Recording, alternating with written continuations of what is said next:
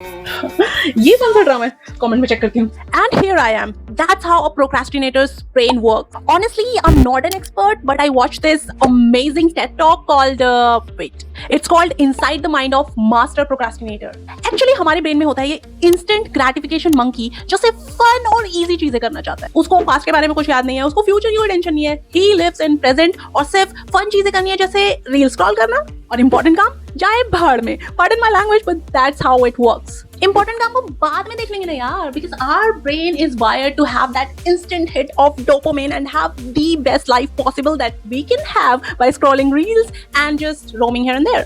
When you are gossiping about that colleague of yours, यार इसका उसके साथ. When you're watching reel or K-drama, the emotional part of your brain lights up and you get that instant hit of pleasure. But when it comes to working on that long, boring task, the same brain is not ready to struggle or be with you. Why? What do you think? What's the reason? The reason is you, because it's already full of dopamine by scrolling the reels. Now, I might be sounding like मैं reels के against हूँ, बिल्कुल भी नहीं. Have fun, but एक time होना चाहिए ना यार. और एक टाइम आता है जब तुम्हें actually realize होता है.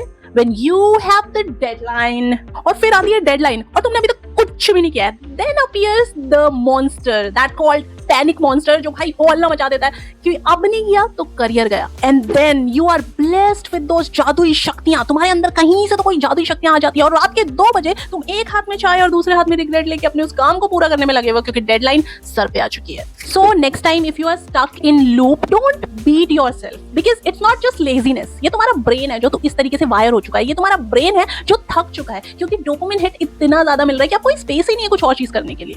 सो what do we do? The only thing that we need to understand is our brain. इसको भर के नहीं रखना है 100 तरीके की चीजों से.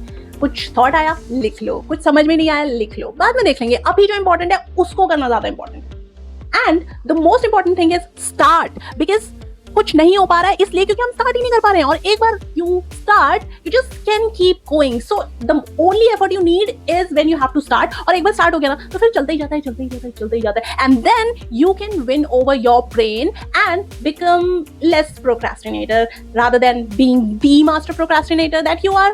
And me too. So follow करने में procrastinate मत करना and see you in the next video.